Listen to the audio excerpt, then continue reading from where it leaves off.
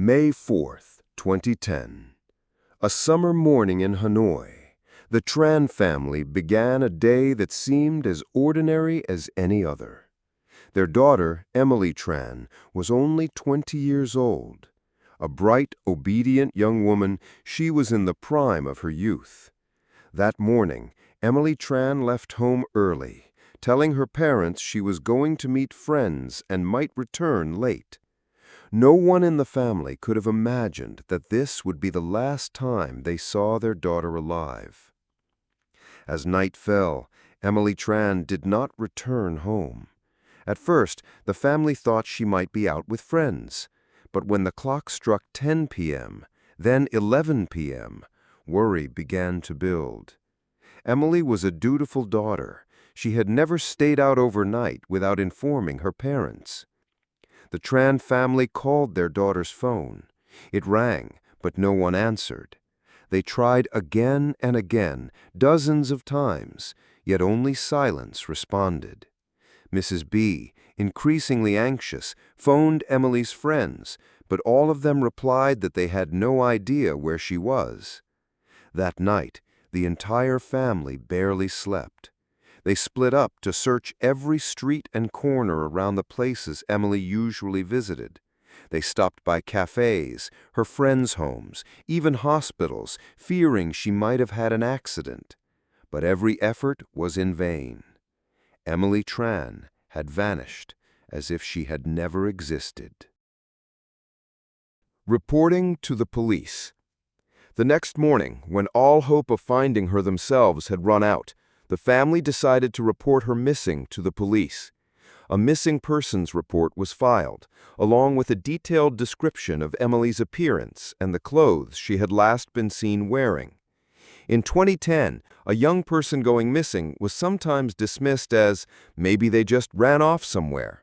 But in Emily Tran's case, the police quickly noticed unusual signs. Her phone had been switched off, she had no luggage or money with her to go far, and most importantly, she was a reserved girl who had never once run away from home. The investigation began immediately. Officers reviewed surveillance cameras in the areas Emily frequented and collected information from her friends and acquaintances. Clues slowly surfaced. The last time anyone saw Emily was when she entered an apartment building in Hanoi. May 6, 2010. A security guard checking the rooftop of a building in Kaohsiung district noticed a strange odor. Approaching a water tank, he was horrified to discover a large object wrapped tightly in plastic and cloth. A chilling scene emerged, a dismembered body. Police quickly sealed off the area. After forensic examination, they confirmed it was Emily Tran, the young woman reported missing 2 days earlier. The body showed multiple injuries, proving this was no accident, but a deliberate murder, followed by an elaborate attempt to conceal the corpse. The news spread instantly. Vietnamese newspapers all reported the case. The citizens of the capital, and soon the entire country, were shocked. No one could believe that a 20-year-old girl had been brutally murdered, her body hidden on the rooftop of a residential building. Every major news outlet went into special coverage, from established print papers like Tui Che, Tan Yen, and Nui Lao Dong, to the new online platforms emerging at the time, such as Vietnam Net and VN Express. The case dominated front pages. The media landscape was very different then, before social media was widespread. Official press reports were almost the only source of information for the public. And so, when stark headlines appeared, female student body found on rooftop of apartment building, the nation was instantly gripped by shock. Readers in 2010, used to ordinary crimes like theft, fights, or domestic disputes that sometimes ended in violence, had never imagined a murder so gruesome and calculated could take place in the heart of the capital. Journalists repeatedly used the phrase, sending shockwaves through public opinion. This was not just a cliché, it reflected a genuine social reality, horror spreading almost instantly through the collective consciousness. on online forums, popular gathering places for young people then, such as Voz, WebTrefo, or student message boards. Threads about the case exploded. Many expressed fear of moving alone around the city, especially young women. Students in Hanoi confessed they no longer dared to return from school late or even ride the dormitory elevator alone. The case shattered the assumed sense of safety in urban life. What disturbed the public most was the inhuman nature of the crime. A victim not only murdered, but her body carried up and hidden on the rooftop of a high-rise building. Journalists, in commentaries of the time, voiced an even greater concern. Was Vietnamese society now witnessing a shift in crime, from spontaneous, impulsive acts to cold, calculated violence, devoid of human feeling? This was something people were unprepared for, and it sowed seeds of lingering insecurity.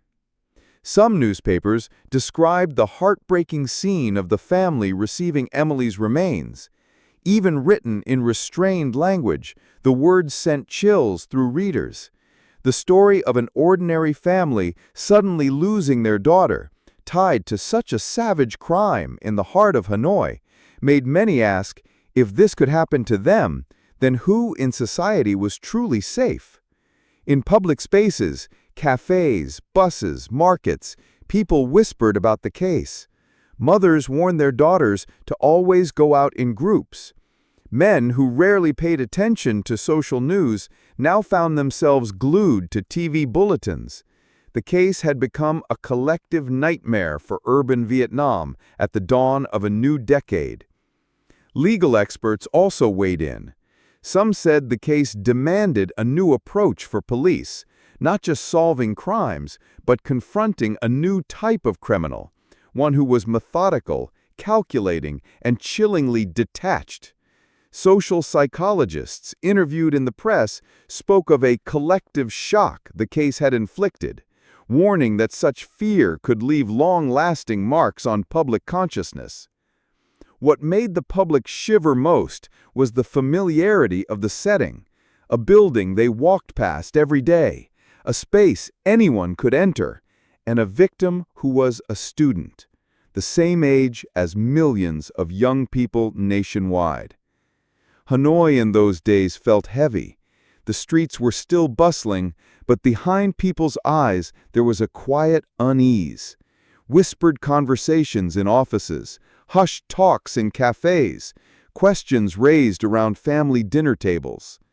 This case did not remain just the story of one apartment rooftop. It became a story for the whole society. A country once accustomed to impulsive killings, fueled by quarrels, jealousy, or sudden rage, now faced a crime executed with chilling calculation and cruelty. Psychologists interviewed in the press used terms rarely seen before in the public vocabulary. Inhuman crime, signs of psychological disorder, deviant personality, an act resembling murders portrayed in Western films. The investigators faced unprecedented pressure. Pressure from the victim's family, demanding justice. Pressure from public opinion, demanding quick, clear answers. Pressure from the government to preserve social order and national image.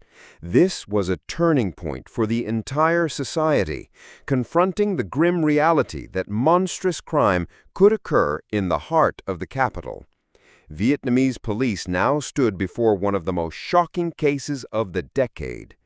Who was the killer? Why commit such brutality? And where would the investigation lead?